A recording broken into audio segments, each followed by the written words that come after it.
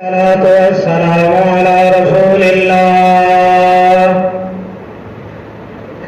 يا رب صل وسلم دائما أبدا على حبيبك خير الخلق كلهم يا رب صل وسلم دائما أبدا على حبيبك خير الخلق كلهم يا رب صل وسلم دائما أبدا على حبيبك خير الخلق كلهم.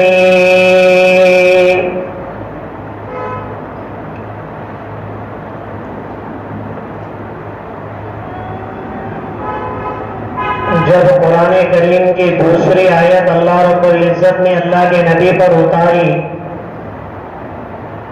یا ایھا المدثر قم فانذر وربک فکبر وثیابک فطہر، تو اس آیت کے بعد حضرت جناب محمد رسول اللہ صلی اللہ تعالی علیہ وسلم نے 4 لوگوں کو دعوت دی، چاروں نے قبول کیا۔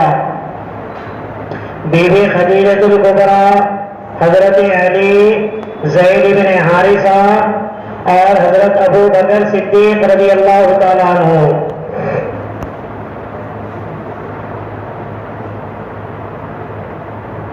لیکن جب ابو بکر صدیق رضی اللہ تعالیٰ عنہ مسلمان ہوئے تو اس وقت ابو بکر صدیق رضی اللہ تعالیٰ عنہ کو پوچھا، اللہ کے نبی نے، اللہ کے نبی سے ابو بکر صدیق رضی اللہ تعالیٰ عنہ نے پوچھا، اور ایسے ماحول میں میرا کیا کام ہے؟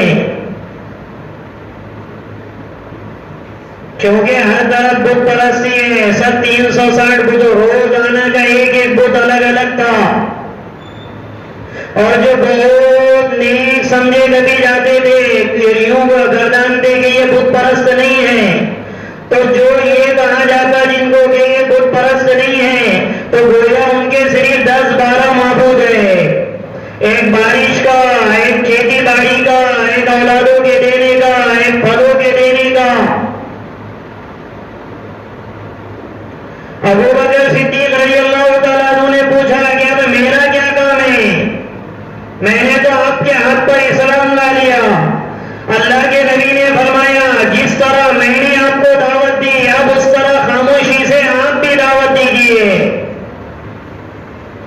چونکہ حضرت ابو بکر صدیق رضی اللہ تعالیٰ عنہ بہت زیادہ وجیح تھے، اپنی قوم میں، اپنے خاندان میں ابو بکر صدیق رضی اللہ تعالیٰ عنہ کی ایک وقار تھی، آپ کی عظمت تھی، لوگ آپ کی باتوں کو مانتے تھے، اس لیے ابو بکر صدیق رضی اللہ تعالیٰ عنہ نے ایک دن کی محنت میں 6 لوگوں کو مسلمان بنا کے لا لیا۔ حضرت طلحہ رضی اللہ تعالیٰ عنہ، عتیق کلی رضی اللہ تعالیٰ عنہ، عثمان بن عفان رضی اللہ تعالیٰ عنہ، طلحہ بن عبید اللہ رضی اللہ تعالیٰ عنہ، خالد بن سعید الانصاری رضی اللہ تعالیٰ عنہ، اور سعد بن ابی وقاص رضی اللہ تعالیٰ عنہ، اور سب کے واقعے عجیب عجیب ہوئے۔ حضرت عثمان بن عفان رضی اللہ تعالیٰ عنہ فرماتے، ابو بکر کے مجھ کو دعوت دینے سے پہلے میں میری خالہ سعدہ کے یہاں پر گیا تھا، تو جیسے ہی میری خالہ نے مجھ کو دیکھا، وہ کہانت کا علم رکھنے والی تھی، فوراً کہنے لگی، ابشر بالنورین، ارے مبارک ہو عثمان، تجھے 2 نور ملنے والے ہیں، تو بھی پاک ہے، تجھے بیوی بھی پاک ملنے والی ہے، تو کنوارا ہے، تیری بیوی بھی کنواری رہنے والی ہے۔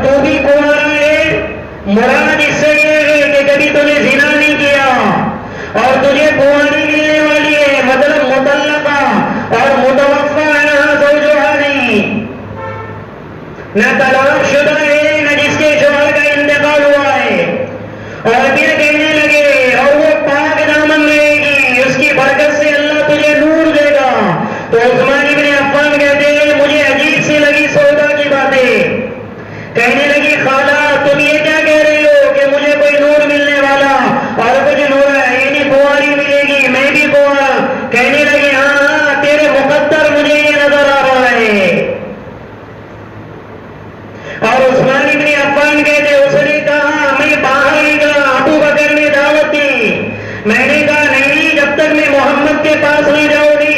پھر محمد رسول اللہ صلی اللہ علیہ وسلم کی خدمت میں آئی. عثمان بن عفان رضی اللہ عنہ آپ نے ان کو اچھائیاں بتائی, اسلام کے محاسن بتائے, کہا میں اللہ کا نبی ہوں. تو پھر وہ بھی مسلمان ہو گئے. اور وہ جو سودانی کہانت کی باتیں کرنے والی نے بتائی تھی, اور وہی ہوا. پہلے اللہ کے نبی نے بی بی رقیہ آپ کے نکاح میں دی, پھر ان کے انتقال کے بعد بی بی ام کلثوم آپ کے نکاح میں آئی.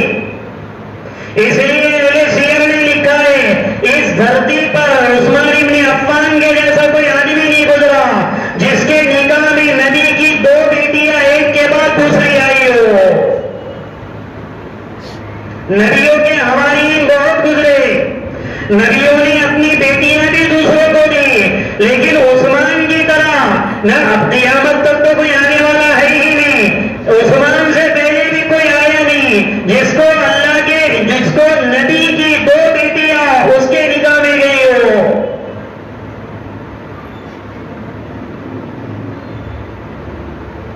پھر اس کے بعد طلحہ بن عبید اللہ رضی اللہ تعالیٰ عنہ فرماتے ہیں, میں ملک شام کے سفر میں تھا, تجارت کر رہا تھا کہ ایک صومعہ میں سے اچانک بھاگتا ایک پادری نکلا, راہب نکلا جو کبھی نکلتا نہیں تھا,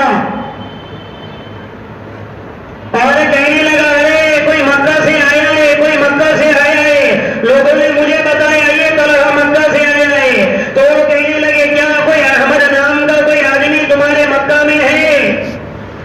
وہ کہنے لگے پتہ نہیں. تو کہا احمد یا محمد؟ تو کہا ہاں محمد نام کا ہے. تو کیا اس نے نبوت کا اعلان کیا ہے؟ وہ عجیب سے دیکھنے لگے طلحہ بن عبید اللہ. وہ کہنے لگے تمہیں کیسا پتا؟ کہا عبداللہ بن عبد المطلب کا بیٹا اس مہینے میں اللہ کا نبی بننے والا ہے, اسے نبوت ملی ہوئی ہے, اور شاید اس نے اعلان کر دیا. اور طلحہ بن عبید اللہ رضی اللہ عنہ آئے اور ابو بکر نے ان کو دعوت دی. وہ پہلے سے ہی متاثر تھے, ڈالی ٹوٹنے والی تھی کہ پرندہ بیٹھ گیا. فوراً اللہ کے نبی کی خدمت میں آئے اور کہنے لگے ملک شام کا واقعہ. تو حضور خوش ہوئے, اللہ کے نبی خوش ہوئے اپنی نبوت کا دوسروں سے اقرار سنتے ہوئے. ارے تو خوشی ہوتی ہے نہیں ہوتی کسی ایک چیز کے بارے میں. اگر مثال کے طور پہ آپ نے اگر کسی کو 100 روپے دیے لیکن کسی نے دیکھا نہیں, میں آپ کو کوئی کیا کنجوس 1 روپے بھی کبھی آپ نہیں دیتے, تو دوسرا آدمی فوراً کہہ دے کہ نہیں میں نے دیکھا انہوں نے 100 روپے دیے, تو اسے خوشی ہوگی یا نہیں ہوگی؟ اللہ کے نبی کو بہت خوشی ہوئی جب طلحہ نے یہ واقعہ سنایا. خالد بن سعید رضی اللہ تعالیٰ عنہ یہ بھی اس رات سوئے ہوئے تھے. ایک دن پہلے یہ سب اللہ رب العزت نے یہ سے سب کو جوڑا. سوئے ہوئے تھے خالد بن سعید رضی اللہ عنہ, دیکھ رہے کہ وہ آگے جا رہے اور ان کا باپ ایسے پیچھے سے لات مار رہا ہے. جہنم یہی آگے کے شعلے ابل رہے اور ان کا باپ زور سے مار کر ان کو اس آگ میں گرانے کی کوشش کر رہا. ابھی یہ گرنے ہی والے تھے کہ ابو بکر نے یا محمد مصطفیٰ نے ان کی کمر کو پکڑ کے زور سے ادھر جھٹکا دے دیا. اب جیسے ہی وہ ادھر گئے تو اچانک ان کی نیند کھل گئی. وہ بے چینی کے عالم میں تھے کہ میرا باپ مجھے آگ میں ڈھکل رہا ہے اور یہ لوگ کیسے کھینچ رہے ہیں. تو یہ بے چینی کے عالم میں تھے کہ کون مل گیا؟ ابو بکر صدیق رضی اللہ عنہ مل گئے. ابو بکر صدیق کہنے لگے ارے دوست تو میرا بہت زیادہ تجارت میں بھی ساتھی رہا, اب میں چاہتا ہوں کہ تو اس نبی کا کلمہ پڑھ لے جو محمد کو اللہ نے نبوت دی. انہوں نے کہا چلو وہاں پر گئے, اسلام کے محاسن اور خوبیاں سنی, انہوں نے بھی کلمہ پڑھ لیا. سعد بن ابی وقاص رضی اللہ تعالیٰ عنہ نے بھی خواب دیکھا, بالکل کھائی ہے میرے, اور اچانک کوئی نور ظاہر ہوا, اچانک کوئی نور ظاہر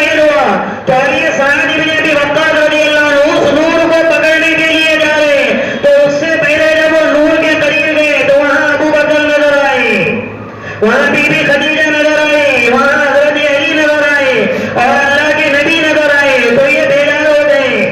جب صبح میں انہیں سمجھ میں نہیں آیا کہ اس کی کیا تعبیر بنے گی، تو فوراً ملاقات ابو بکر صدیق سے ہوئی، انہوں نے خواب بیان کیا ان کے کہنے سے پہلے۔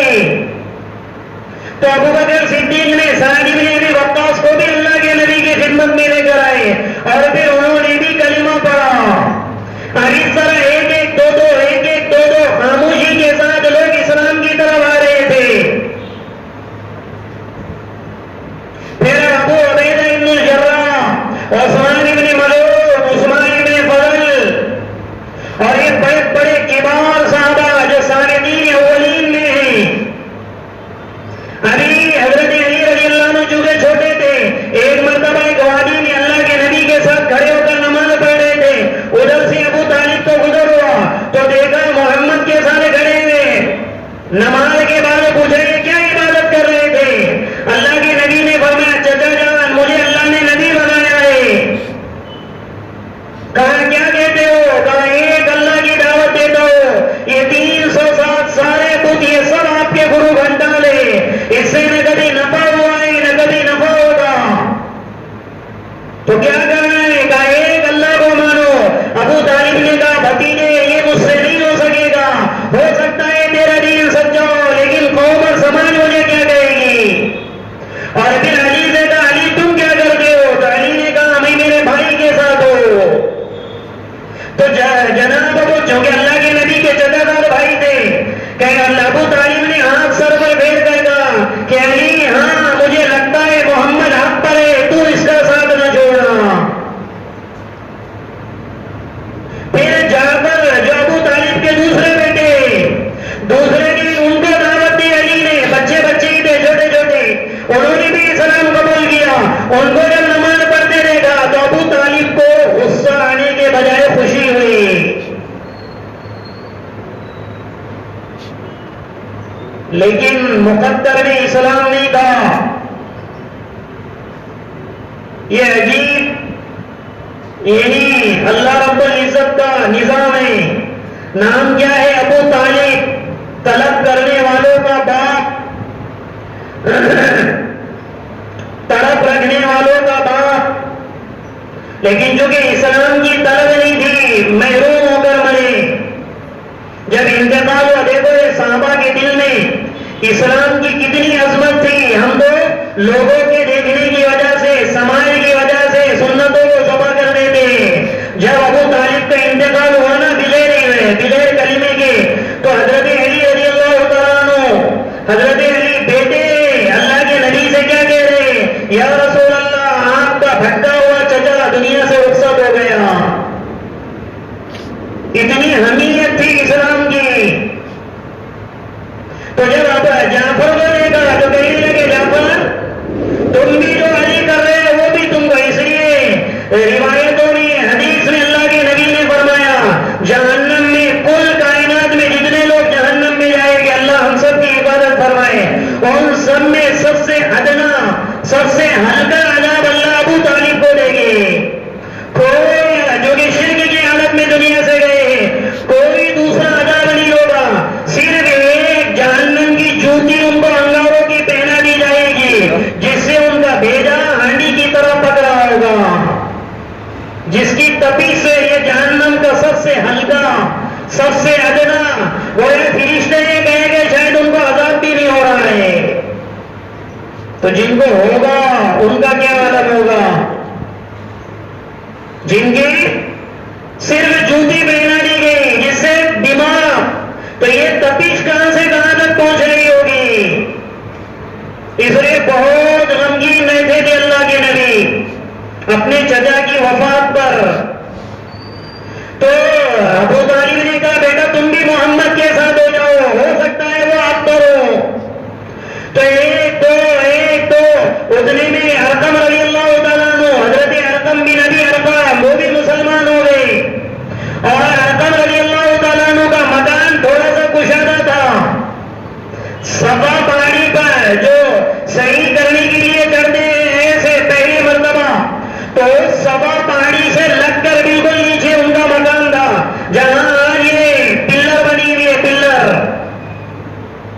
کیا کہتے ہیں پلر نا، ہاں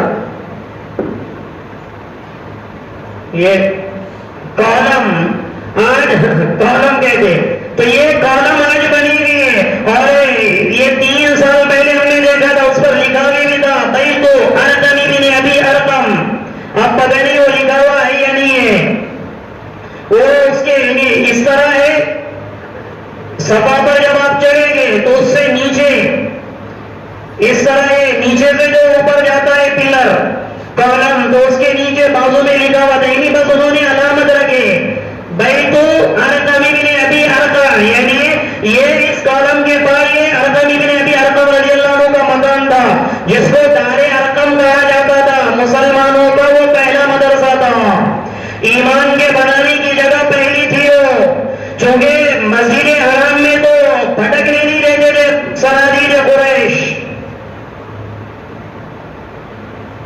اس لیے اب اللہ کے نبی چھپتے چھپاتے جو بھی مسلمان ہونا علماء آتے ان کو تعلیم دیتے، اب قرآن کریم کی آیتیں اترنا شروع ہوئی، جب 3 سال تک اس طرح چلتا رہا، خاموشی سے زمینی جنگ، اب اللہ پاک نے فرمایا فاصدع بما تؤمر واعرض عن المشرکین، اور فرمایا انذر عشیرتک الاقربین، اے محمد مصطفیٰ کھل کر دعوت دیجیے، پہلے اپنے رشتے داروں کو ایک جگہ اجتماعی دعوت دو، انفرادی دعوت تو بہت ہو گئی، 3 سال سے انفرادی دعوت چل رہی تھی، اور اب اجتماعی دعوت، جب یہ آیتیں اترنے لگی انذر عشیرتک الاقربین فاصدع بما تؤمر واعرض عن المشرکین، تو اللہ کے نبی تھوڑا جلدی کرنے لگے، چونکہ یاد کرنے کے لیے جبرائیل امین جب پڑھ کر سناتے تو اللہ کے نبی تو اسپیڈ کر فتح بھی تو جبرائیل امین نے فرمایا لا تحرک به لسانک لتعجل به، اے محمد مصطفیٰ اپنی زبان کو قرآن کے پڑھنے میں جلدی حرکت نہ دیجیے، ان علینا جمعہ وقرآن، اللہ کہہ رہے تمہارے سینے میں اور تمہاری زبان پہ قرآن کو جمانا یہ ہمارا کام ہے، اس لیے آپ جلدی نہ کیجیے، اور اس کی وجہ بھی ہے کیونکہ قرآن اگر ایسا پڑھا جائے جس میں سمجھ میں ہی نہ آ جائے تو وہ قرآن بھی لعنت بھیجتا ہے، لعنت بھیجتے ہیں۔ ابھی کل یا پرسوں 2-3 ساتھی ہیں، ہم سے کہا میں تراویح کے بعد آ جاؤ، تو کہا تراویح کے بعد ہوگا آپ کا، تو کہا ہاں آپ کی بولے چلتے رہتی ہماری ہو جاتی، میں نے کہا کب ہوتا ہے، تو بولے 15 منٹ میں ہم باہر آ جاتے ہیں۔ اب بتاؤ 15 منٹ میں تراویح میں جو باہر لا رہا ہے اور جو باہر آ رہا ہے 20 رکعت، رب قارئین یلعنو، کتنے ایسے قرآن کے پڑھنے والے ہیں جن پر اللہ قرآن لعنت کرتا ہے۔ اللہ کے نبی کو اللہ کہہ رہے جلدی مت کیجیے، اور لوگ شوق سے اس کو یہ کرتے قرآن کے اسپیڈ سے شوق سے، ہماری اتنے میں ہوئی، ہماری اتنے میں، ہم تو اتنے بجے باہر، انہوں نے ہم کو اتنے بجے باہر نکالے، ان کو ہم نے اتنے بجے، تو یہ کوئی فارمیلٹی تھوڑی پوری کرنی ہے، اگر فارمیلٹی پوری کرنی ہے تو گھر پر ہی پڑھ لو، وہ بھی تو جائز ہے، ہر جائز کام کرنے کا تھوڑی ہوتا ہے، فارمیلٹی پوری نہیں کرنی ہے۔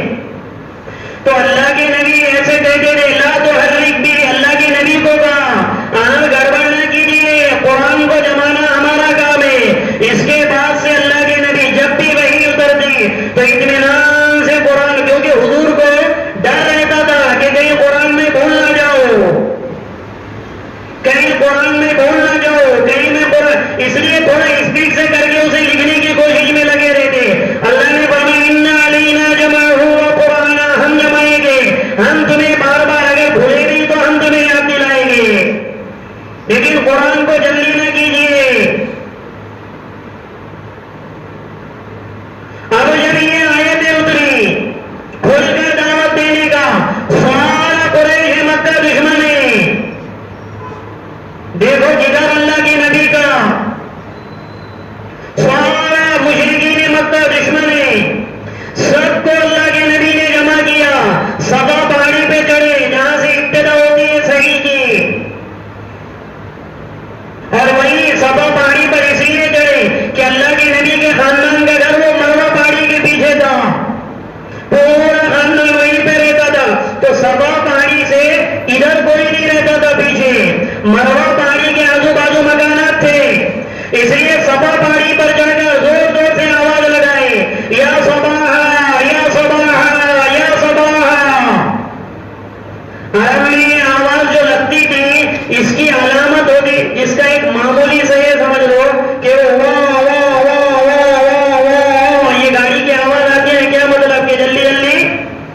جاؤ بھاگ جاؤ کوئی آفت آنے والی ہے. یا صباح جب بھی عرب کہتے تھے علامت تھی کہ عرب کے اوپر کوئی جو عربوں کے اوپر کوئی مصیبت آنے والی ہے. اللہ کے نبی نے زور زور سے آواز لگائی یا صباح یا صباح. پھر کہنے لگے یا بنی فہر یا بنی عبد المطلب یا بنی عاجم یا بنی کعب بن لؤی. سارے اللہ کے جتنے قریش تھے سب کو بلایا. آپ اوپر کھڑے ہوئے تھے. آپ کے چچا آئے اور خاندان قریش آئے اور سب سے اللہ کے نبی نے فرمایا کیا اگر میں آپ کو کہوں اس پہاڑ کے پیچھے ایک لشکر ہے غنیم آیا ہوا ہے اور ممکن ہے تم پر حملہ کر دے گا اور تم کو نیست و نابود کر دے گا, کیا تم میری بات کا یقین کرو گے؟ تو سب نے بین زبان ہو کر کہا ما جربناک الا صادقا. ارے محمد ہم نے تو تجھے جب بھی آزمایا سچائی آزمایا, تجھے زندگی میں کبھی جھوٹ نہیں بولا. جب بھی ہم نے تمہیں آزمایا وہ سب سے ہی ہم نے آزمایا, تو کبھی جھوٹ بول سکتا ہے؟ ہم یقین کر لیں گے اس پہاڑی کے پیچھے دشمن ہے. تب اللہ کے نبی نے فرمایا میں اللہ کا نبی ہوں, اللہ نے مجھے نبی بنایا, معبود صرف ایک ہے. اگر تم نے ایسا نہیں کیا تو قریب ہے تمہارے اوپر ایک بڑی مصیبت آنے والی ہے. اس لیے تم سب کلمہ پڑھ لو کامیاب ہو جاؤ گے. تو اس پورے مجمع میں سب سے پہلے مخالفت آپ کے چچا ابو لہب نے کی اور بددعا دی اللہ کے نبی کو. جو میں نے پرسوں بات کہی نا, اس دھرتی پر باطل دشمن صرف کس کا ہے؟ ارے وہ بولو نا زور سے, دعوت کا ہے, عبادت کا نہیں ہے. جس میں بھی باطل رہے گا وہ دعوت سے لرزان ہو جائے گا. سب سے پہلے ابو لہب نے کہا بددعا دی اللہ کے نبی کو, کہنے لگا تبا لک یا محمد لہذا جمعتنا. او محمد تیرا ستیہ ناش ہو کہ تو نے اس لیے ہم کو یہ جمع کیا کہ ایک اللہ کی بات سنانے کے لیے. اور پھر کہ سب جتنے آئے ہوئے قریش تھے نا سب میں پڑھاری بن گیا اور کہنے لگا چلو چلو چلو اپنا کام کرو, شاید دیوانہ ہو گیا, اتنے معبودوں کو چھوڑ دیں گے. اور یہ کہ ایسا کرتے کرتے سب کو ابو لہب نے ہٹا دیا اللہ کے نبی کے پاس سے. اللہ کے نبی غمگین ہوئے اور نیچے اترے تو اللہ نے قرآن کی ایک پوری سورت اتاری ابو لہب کے بارے میں.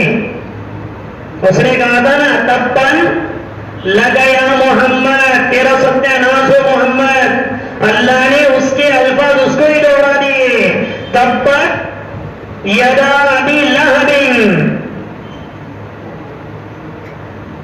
ابو لہب تیرے ہی دونوں ہاتھ ستیہ ناش ہو جائے.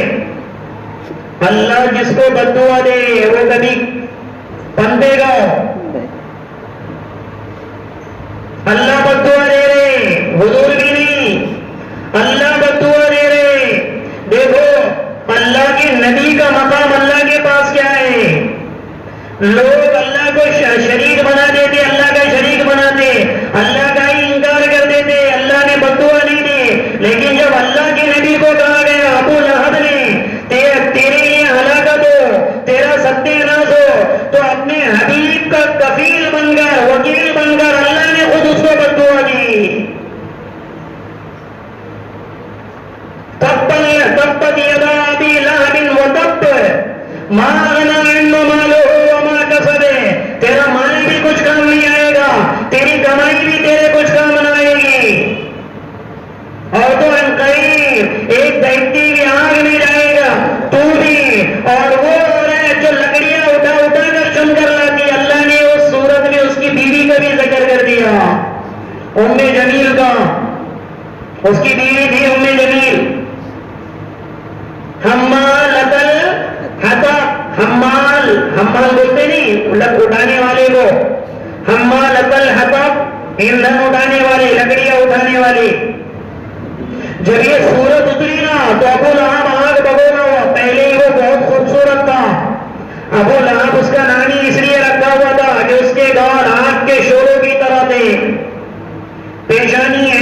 عجیب چہرہ دکھتا تھا. لہب کہتے آگ کے شعلے کو. ابو لہب آگ کے شعلے کے کلر کا باپ, یعنی اتنا خوبصورت کہ آگ کے شعلے بھی اس کے سامنے پھیکے ہو جائے, لیکن اسلام نہیں لایا, جہنم کا ایندھن بن گیا. تو وہ اللہ جگہ اترے اور اللہ کے نبی آ گئے. تو ابو بکر صدیق رضی اللہ تعالیٰ عنہ وہاں پر بیٹھے ہوئے تھے بیت اللہ کے پاس. تو ام جمیل اللہ کے نبی اور کچھ صحابہ کرام ٹھہرے ہوئے تھے اس واقعے کے بعد. تو ام جمیل بھاگتے بھاگتے بھاگتے بھاگتے آئے, کہنے لگی کان محمد کہ قرآن میں میرے شوہر کے بارے میں قرآن نے اس کے بددعا دیے. تو آنے لگی. تو چونکہ بہت بد زبان تھی ام جمیل, مکہ کی عورتوں میں سب سے بدترین زبان ام جمیل کی تھی. بہت سے ہوتی ہیں نا بدترین عورتیں, ان کی زبانیں اگر کھل جائے تو مرد بھی شرما جائے. تو ام جمیل چونکہ سردار کی بیوی تھی اور زبان کی بھی بہت زیادہ بری تھی. تو جب وہ آنے لگی تو ابو بکر صدیق گھبرا گئے, یا رسول اللہ یہ برا برا کہے گی. بالفا نے کہا اگر آپ نے مثال کے طور پہ جیسا کسی کے بارے میں اگر آپ کو کہا گیا یہ آدمی برا ہے, آپ کا نہیں اچھا ہے, بعد میں اگر آپ کو معلوم پڑا اس کے کچھ گالیاں سنے اور پھر یہاں اگر آپ کیا کہتے اور کچھ گالیاں تو میں نے اس سے سیکھا, کہتے ہیں نہیں کہتے کچھ گالیاں ابھی تک تو میں نے سنا نہیں تھا, انہیں نئی نئی گالیاں دی تو وہ بھی میرے ذہن میں بیٹھ گئی. تو ام جمیل ایسی تھی. ابو بکر صدیق بہت گھبرا گئے, یا رسول اللہ ام جمیل آ رہی ہے. اللہ کے نبی نے فرمایا ام جمیل سے میرا اللہ مجھے پردہ کرا دے گا. ابو بکر کے بازو میں اللہ کے نبی کھڑے ہوئے, ام جمیل آئی, اللہ نے آنکھوں پہ پردہ ڈال دیا, نظر نہیں آئے اللہ کے نبی. تو ام جمیل کہنے لگی ارے کہاں ہے ابو بکر وہ تیرا دوست محمد جو کہتا ہے کہ ابو لہب کا بھی ستیہ ناز ہو اور میرا بھی ستیہ ناز ہو, ایسا ہو ہی نہیں سکتا ہے. اور اللہ نے اس کے پورے خاندان کا ستیہ ناز کر کے بتایا, کیونکہ پھر اسی بنیاد پر اللہ کے نبی کی جو بیٹیاں اس کے بیٹوں کے نکاح میں تھی, عتیبہ کے دو بیٹے تھے, رخصتی وغیرہ نہیں ہوئی تھی. بعض روایتوں میں رخصتی ہو گئی تھی, بعض روایتوں میں رخصتی نہیں ہوئی تھی. تو ابو لہب نے جا کر کہا, ام جمیل نے جا کر کہا ہمارے اوپر کھانا حرام ہے جب تک کہ محمد کی بیٹیوں کو تم طلاق نہ دے دو. پریشر ڈالنے لگے عتبہ اور عتیبہ پہ, اور ان کا جی نہیں تھا کہ چھوڑے, لیکن ماں باپ نے پریشر ڈالا. آج نہیں, ماں باپ کبھی کبھی بیٹوں اور ان کی بیویوں کے درمیان دشمنیاں ڈال لیتے, معمولی بہانے سے. آنے والے بہوؤں کو بیٹیاں بھی نہیں سمجھتے. تو پریشر ڈالا. ام جمیل بھی کہنے لگی کھانا حرام ہے جب تک تم انہیں طلاق نہ دو. عتبہ نے بھی چھوڑ دیا, عتیبہ نے بھی چھوڑا, لیکن عتیبہ نے جب چھوڑا نا تو اللہ کے نبی پہ سے ٹھوک کے چھوڑا اس نے. تو بیٹی تھی نا اللہ کے نبی کی, حضور بددعا نہیں دیتے تھے کسی کو, لیکن اس مرتبہ اللہ کے نبی نے بددعا دے دی, کیونکہ بیٹی کو طلاق دینے کا ایک الگ غم, دوسرا چار کے سامنے اس نے ذلیل کیا اس کا الگ غم. اچانک اللہ کے نبی کے منہ سے نکل گیا اللہم سلط علیہ کلبا من کلابہ, اللہ اپنے کتوں میں سے کسی کتے کو اس پر مسلط کر دے. اس کے بعد سے ابو لہب عتیبہ کو سفر میں نہیں بھیجتا تھا, کہتا تھا محمد جو کہہ دیتا وہ ہو جاتا ہے. دیکھو یقین کتنا اس کو, لیکن مان نہیں رہا ہے. سرداری کم ہو جائے گی نا, جب بددعا دی اللہ کے نبی نے اللہم سلط علیہ کلبا من کلابہ, اللہ اپنے کتوں میں سے اپنے کلاب میں سے کسی کلب کو, کلب عربی میں کہتے ہیں اس جانور کو جس کے دو دانت ہو, یہ جو ہمارے دو دانت رہتے ہیں نا 9 کیلے, یہ تو تھوڑے سے نیچے ہو اس کو عربی میں کلب کہتے. تو کتے کو بھی کلب کہتے اور شیر کو بھی کلب کہتے, چونکہ دونوں کے دانت کیا ہے 9 کیلے ہیں. اصحاب کہف کے کتے کے بارے میں نہیں مولانا صاحب نے ابھی کہا تھا کہ وہ شیر بھی ایک روایت ہے. او ایسا ہلہ اٹھا دیا لوگوں نے, بولے کتا نہیں شیر, بولے کتا نہیں شیر. ارے کم سے کم لغت تو دیکھ لیتے, ترجمہ تو صحیح سے سمجھ میں آتا. جو عرفاتی ہوتا ہے نا, عرفاتی, وہ فوراً جوش میں آ جاتا. پانی والی چائے بہت جلدی اٹھنا شروع ہو جاتی, جو گاڑی دودھ کی رہتی ہے نا اس کو وقت لگتا. کلب عربی میں کہتے ہیں اس جانور کو جس کو یہ نوکیلے دو دانت ہو, اور یہ دو نوکیلے دانت کتے کو دیکھے یا نہیں دیکھے, اور شیر کو بھی دیکھے یا نہیں دیکھے, دونوں کو یہ دانت ہوتے. تو یہ گھبرا گیا, کبھی سفر میں نہیں جاتا. ایک دن سفر میں جانے کی ضرورت پڑ گئی عتیبہ کو. ابو لہب سب سے کہنے لگا میرے بیٹے کی دیکھ ریکھ کرنا, میرے بیٹے کی دیکھ ریکھ کرنا, میرے بیٹے کی دیکھ ریکھ کرنا. چلتے چلتے چلتے چلتے کہیں وہ قیام ہی نہیں کرنے دیتا عتیبہ. یعنی مثال کے طور پہ آپ کو جانا ہے دلی, تو آپ کو درمیان میں ایک رات تو بھی قیام کرنا پڑے گا نہیں کہ کوئی دیر آرام کریں گے پھر چلیں گے.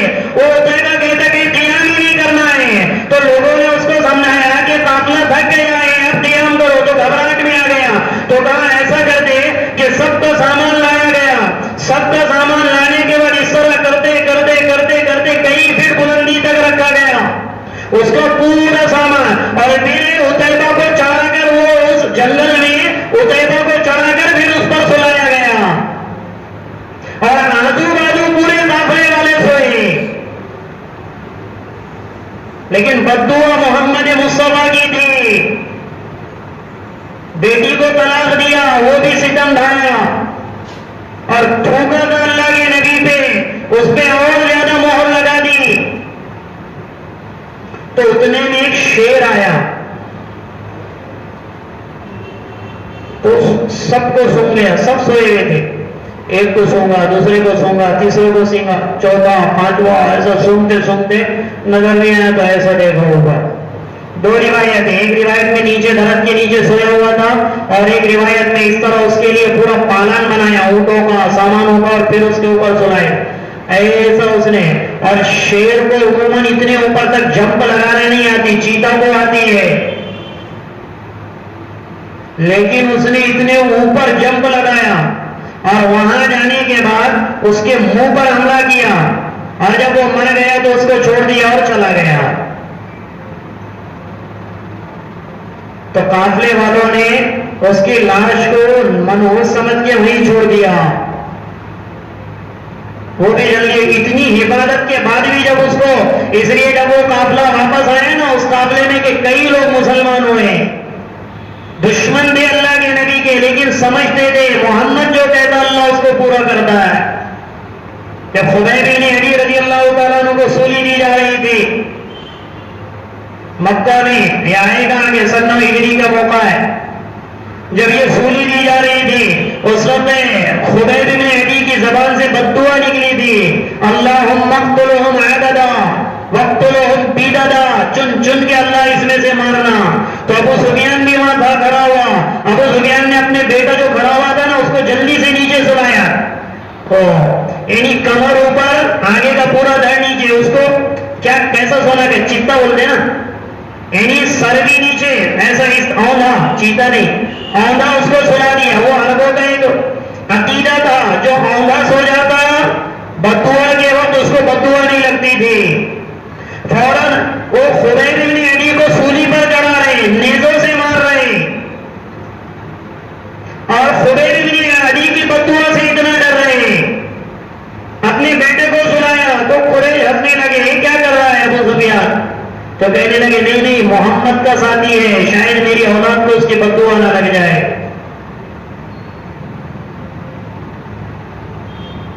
پھر ابو لہب کو بھی مارا اللہ نے, یہاں گٹلی دے دی تھی کینسر کی, سڑ گیا پورا اندر سے باہر سے. حبشیوں نے اس طرح لے جا کے اس کو کھڈے میں ڈالا, اولاد نے بھی نہیں. تو اب اللہ کے نبی کو جب یہ حکم ہوا کہ کھل کے دعوت دو, مشرکین کو باتوں کی طرف توجہ نہ دو, تم کھل کر اپنا پیغام سنو. اب اللہ کے نبی کھل کر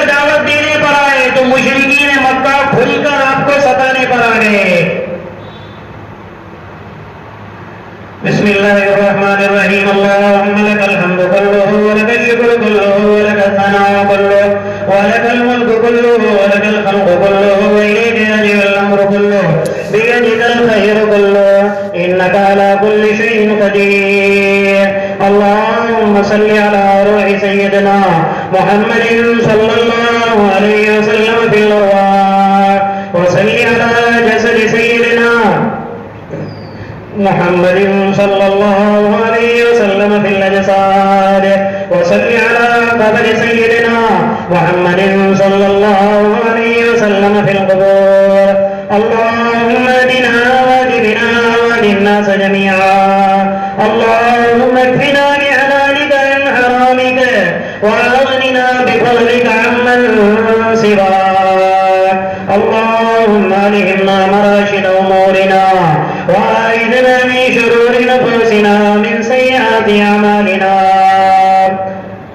وصلى الله تعالى على خير خلقه محمد وعلى آله وأصحابه أجمعين برحمتك يا أرحم الراحمين.